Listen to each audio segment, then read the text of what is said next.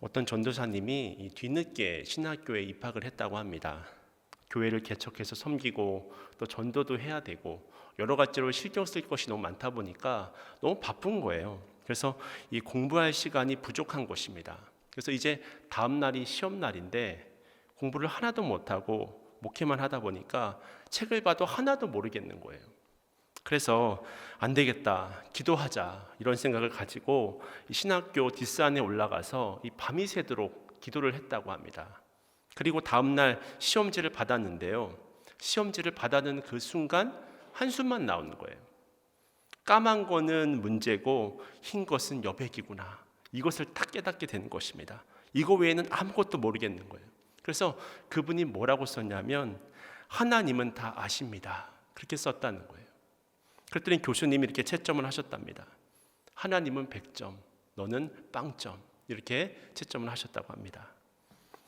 지난 수요일 대전에 조문을 갔다가 돌아오는 길에 이 문막 휴게소에 잠시 들러서 쉼을 가졌는데요, 그때 함께 동행했던 권사님들이 저희 집 아이들 주라고 이 던킨 도너츠를 이렇게 포장해서 주시는 거예요.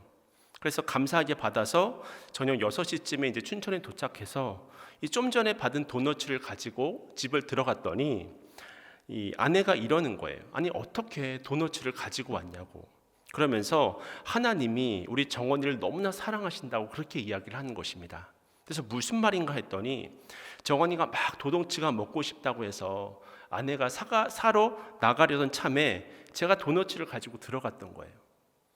물론 이 도너츠를 가지고 정원이나 제 아내가 기도한 것은 아니었습니다. 근데 제가 이 시간 말씀드리고자 하는 것은 무엇이냐면 이들의 필요를 하나님께서 정확하게 아시고 함께 동행했던 이 권사님들의 손길을 통해서 미리 채워주셨다고 하는 것입니다. 어떻게 보면 저 또한 우연이라고 생각하면서 지나칠 수 있었지만 이 금요 성령 집회 말씀을 준비하면서 하나님에 대해 설명하려고 할 때 자연스럽게 이 상황이 떠오르는 것을 생각해 보니까요, 이 또한 하나님의 계획이었구나, 이것을 고백하게 되는 것입니다. 이처럼 하나님은 우리의 모든 것을 아시고 우리의 필요를 채워주시는 좋으신 하나님이 되시는 줄로 믿습니다. 그런 의미에서 우리가 이런 하나님 앞에 기도하게 되면 어떤 일이 벌어지게 될까요? 우리가 기도하면 반드시 응답을 받는 줄로 믿으시길 축원합니다. 할렐루야. 반드시 응답을 받는 거예요. 다만 우리가 기도 응답이 없다고 생각되는 이유는 내가 원하는 대로 기도 응답이 안 이루어졌기 때문입니다. 그렇기 때문에 응답이 없다고 생각하지만 하나님은 우리에게 꼭 필요한 일이라고 하면 우리의 기도가 마치자마자 우리의 입술이 떼어지는 그 순간에 이미 기도는 응답이 되는 것입니다. 반대로 우리가 기도한 내용이 지금 불필요하다거나 좀 더 나중에 응답되는 것이 좋다고 하면 때로는 우리의 기도를 거절하실 수도 있고 지연시키실 수도 있는 거예요.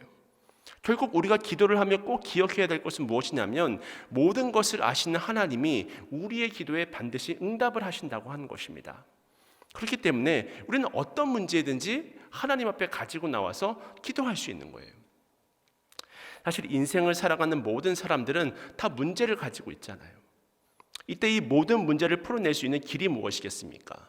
그것이 바로 기도라고 하는 것입니다. 그래서 우리 주님은 내가 곧 길이요 진리요 생명이다 라고 말씀하지 않으셨습니까? 그래서 이런 기도에 대한 강조가 성경 여러 곳에서 나오는 것을 우리가 확인할 수 있는데요, 여러분도 잘 아시는 말씀들인데 제가 좀 세 가지 말씀을 준비해 왔습니다. 마태복음 16장 19절 말씀인데요, 내가 천국 열쇠를 내게 주리니 내가 땅에서 무엇이든지 매면 하늘에서도 매일 것이요 내가 땅에서 무엇이든지 풀면 하늘에서도 풀리리라 하시고, 또한 마태복음 21장 22절 말씀입니다. 너희가 기도할 때에 무엇이든지 믿고 구하는 것은 다 받으리라 하시니라. 또한 요한복음 15장 7절 말씀입니다. 너희가 내 안에 거하고 내 말에 너희 안에 거하면 무엇이든지 원하는 대로 구하라. 그리하면 이루리라. 아멘. 이렇게 우리 주님께서는 기도하면 결국 이루어진다라고 하는 사실을 말씀들을 통해서 강조해주고 계십니다.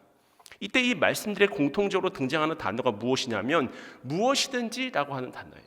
어떤 기도 제목들이라고 할지라도 하나님 앞에 나오면 그 모든 기도에 응답해 주시는 좋으신 하나님이 되신다고 하는 것입니다. 이처럼 하나님은 우리의 문제가 어떤 것이든지 반드시 응답하시는 분입니다. 우리의 문제는 다 상대적일 수 있습니다. 이 사람에게 중요한 문제가 이 사람에겐 덜 중요할 수 있고, 정말로 이 우리의 모든 가진 상황들의 문제들은 다 다르게 경험될 수 있습니다.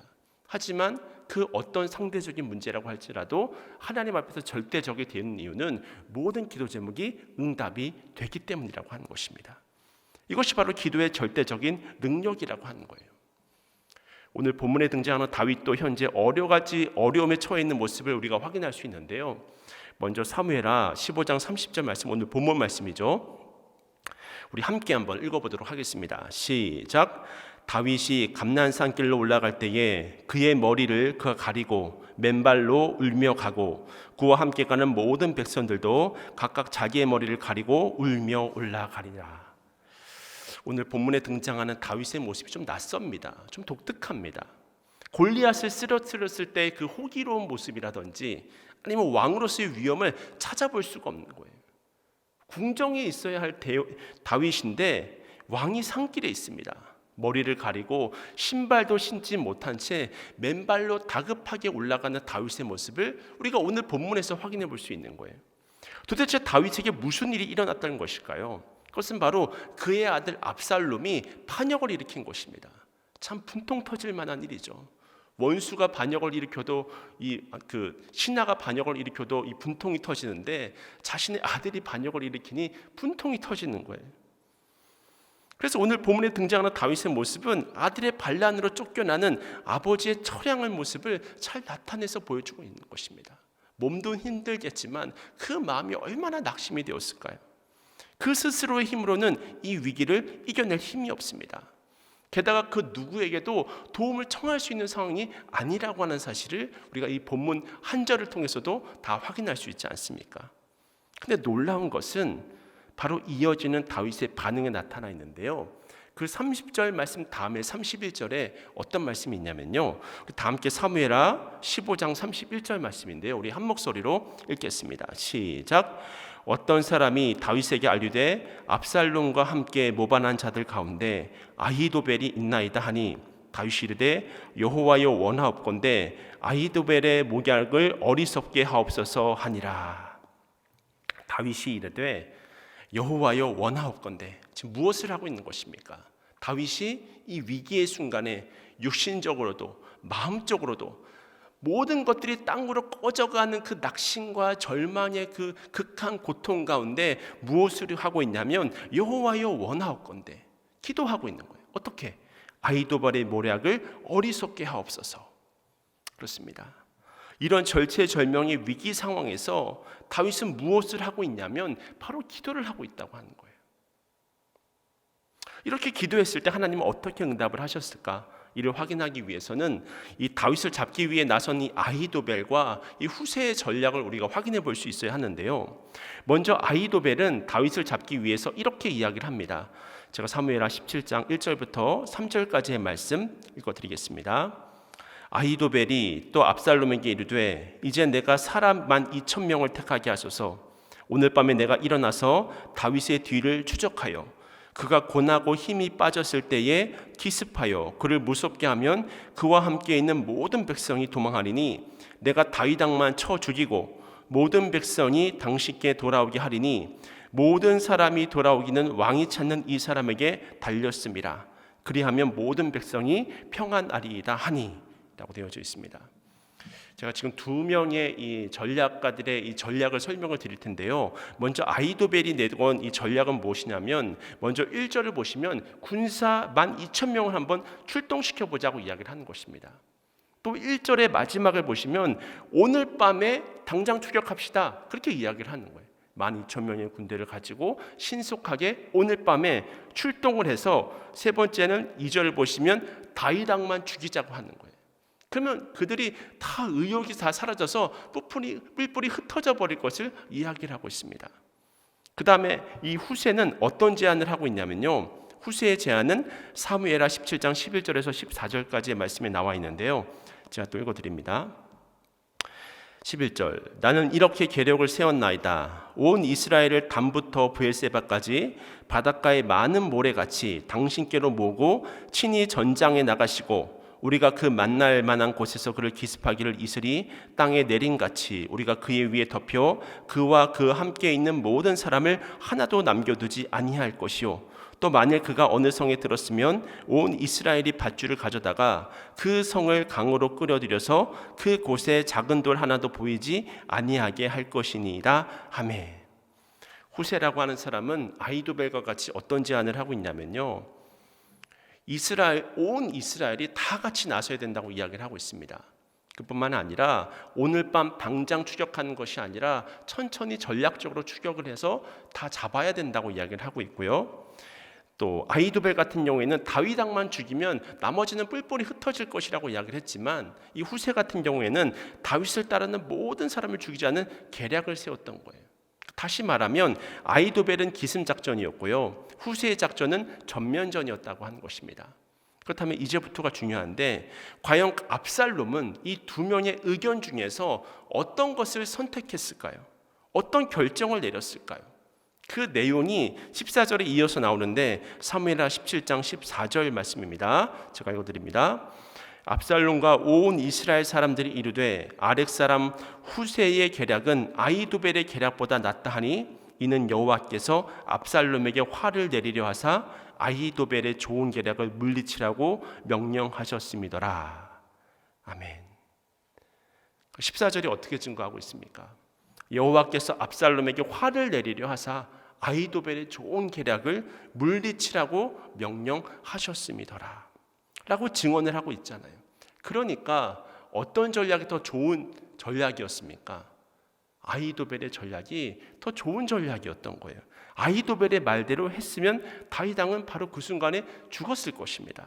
근데 압살롬은 왜 아히도벨의 그 기습작전을 선택하지 않고 후세의 전면전을 선택하게 되었을까요? 우리는 말씀을 이미 보았기 때문에 그 답을 알고 있지 않습니까? 그 절체절명 위기의 순간에 아무것도 내가 할 것이 없는데, 아무것도 내가 할 수도 없고요, 그것을 벗어날 길이 없는데 무엇을 했습니까? 여호와께 간구했지 않았습니까? 기도하지 않았습니까? 그래서 하나님께서 다윗의 기도를 들으시고 응답하심으로 압살롬의 지혜를 어리석게 만들어버린 것입니다. 물론 이와 같은 일이 누군가는 우연이라고 말할 수도 있습니다. 하지만 우리 믿는 자들의 고백은 뭐예요? 온 세상을 주권적으로 붙들고 계신 분이 누구십니까? 바로 온 천지 만물을 주관하고 계시는 하나님이신 줄로 믿습니다. 그 주님께서 우리의 아버지가 되십니다. 우리의 기도를 듣고 계십니다. 그리고 그 기도를 응답하시기 위해서 지금도 이 밤에 우리의 기도를 기다리고 계시다고 하는 거예요. 그래서 결국 우리가 어떤 기도 제목을 가지고 있다고 하더라도 우리의 기도 제목은 응답될 수밖에 없다고 하는 거예요. 여러분 꼭 기억하시길 바라는데요, 하나님께서 우리에게 세상을 이길 힘을 주셨는데 그것이 바로 기도입니다.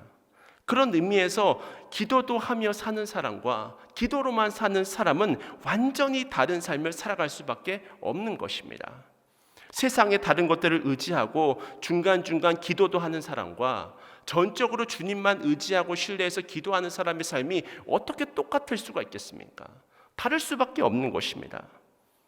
감리교회 창시자 존 웨슬리 목사님의 일기를 보면 참 놀라운 내용이 나오는 것을 확인할 수 있는데요, 언니의 4월 24일의 일기입니다. 제가 그 일기를 좀 읽어드리겠습니다. 우리는 볼턴에서 뉴웰 헤이까지 8마일 말을 달려갔는데 거의 4시간이나 걸렸다. 내가 설교를 막 시작했을 때 햇빛이 내 옆머리에 어찌나 뜨겁게 비치든지 이렇게 설교가 계속되면 설교를 오래 할 수 없을 것 같았다. 그래서 나는 하나님을 향하여 기도했다. 그랬더니 그 해가 조금 후에 구름으로 가려지더니 예배가 끝날 때까지 계속 구름 속에 있었다. 다른 사람들은 우연이라고 말할지 모르겠지만 나는 이것을 기도에 대한 응답이라고 생각한다. 이건 그 다음 날의 일기인데요, 그 내용도 다음과 같습니다. 나는 10시경 터드 몰텐 근처에서 설교했다. 사람들은 산등성이에 줄줄이 서 있었다. 그들은 외모로 보아서는 굉장히 거친 사람들이었지만 그들의 마음은 촛농이 녹아들이는 것과 같이 부드러웠다. 햄턴 스토어에 가서 나는 오후 3시에 산등성이에서 설교하였다. 그런데 내가 설교를 시작하자마자 비가 내리기 시작하였다. 그래서 나는 하나님의 뜻이라면 설교를 마칠 때까지 비가 멈추어 주기를 기도하였다. 그랬더니 실제로 비가 멎었다. 그래서 내가 설교를 마친 다음에 다시 비가 오기 시작했다. 얼마나 놀라운 일이 벌어진 것입니까? 설교를 하는 중에 햇빛이 너무 뜨거워가지고 가려달라고 기도를 했더니 그 햇빛을 하나님께서 구름으로 가려주신 거예요. 설교를 하는 도중에 비가 억수같이 쏟아져서 설교를 할 수 없으니 비를 좀 그쳐달라고 기도를 했더니 비를 그치고 설교가 끝나자마자 다시 비가 내리기 시작하는 거예요. 누군가는 이것을 우연이라고 말할 수 있습니다. 하지만 기도하는 순간 그 모든 기도 제목은 응답이 된 것입니다. 하나님께서 응답하신 것입니다. 우리가 이렇게 매 순간 기도로 살 수 있다면 우리의 삶이 얼마나 풍요로워질까요? 얼마나 아름다워질까요? 얼마나 매 순간이 기대가 되고 설레이는 순간이 되겠습니까? 요한복음 10장 10절을 보면 이런 말씀이 있는데요. 내가 온 것은 양으로 생명을 얻게 하고 더 풍성히 얻게 하려 함이라 라고 말씀하셨습니다. 우리의 삶을 더 풍족히 채우기 위해서 우리 주님이 오신 것입니다. 우리가 할 일은 주님을 더욱 바라보기만 하면 되는 거예요. 그러면 우리가 어떤 절망과 낙심의 상황 가운데 있다고 하더라도 독수리가 날개치며 올라가는 것과 같은 새 힘을 우리에게 허락하여 주실 줄로 믿습니다. 이 모든 힘이 어디로부터 오는 것이냐면 기도하는 자에게 주시는 하나님의 복이라고 하는 거예요. 이사야서 40장 31절 말씀입니다. 오직 여호와를 앙망하는 자는 새 힘을 얻으리니 독수리가 날개치며 올라간 같을 것이요 다른 박질하여도 곤비하지 아니하겠고 걸어가도 피곤하지 아니하리로다. 아멘. 제가 참 좋아하는 말씀인데요. 우리가 비록 곤비하다고 하더라도 우리가 비록 쓰러져 있다고 하더라도 절대로 피곤치 않게 된다는 거예요. 다시 일어난 힘을 얻게 된다고 하는 것입니다. 오직 우리가 여호와를 앙망하기만 하면 그 절망의 자리, 그 위기의 자리, 내가 아무것도 할 수 없는 그 위기의 순간에 다윗처럼 기도할 수는 있잖아요. 기도할 수 있으면 하나님께서 응답을 하실 줄로 믿습니다. 오늘 이 밤에도 우리의 삶을 끌어당기는 얼마나 많은 이 문제들을 가지고 이 밤 기도의 자리에 나오셨습니까? 나의 발목을 붙잡고 나의 손목을 붙잡고 나의 온몸을 붙들고 내 삶을 붙잡고 자꾸 나를 뒤돌아보게 만들고 염려하게 만들고 금신되게 만들고 그런 문제들을 가지고 이 기도의 자리에 나오시지 않으셨습니까? 그러나 오늘 우리가 기도하는 가운데 성령님의 도우심을 통해서 새 힘을 얻게 될 것을 믿습니다. 기도의 절대성을 신뢰하시면서 하나님께 기도를 올려드릴 때 하나님의 그 풍성하신 은혜가 여러분의 손을 붙들어 주시고 가정을 붙들어 주시고 또 자녀들을 붙들어 주시고 여러분이 속한 그 모든 일터와 또 사업장과 사역의 현장을 매 순간 붙들어 주셔서 주님의 이름으로 승리케 하여 주실 것을 믿습니다. 그렇게 날마다 기도함으로 주님 안에서 승리하는 삶을 살아가시는 여러분 모두가 되시기를 주님의 이름으로 축원을 드립니다.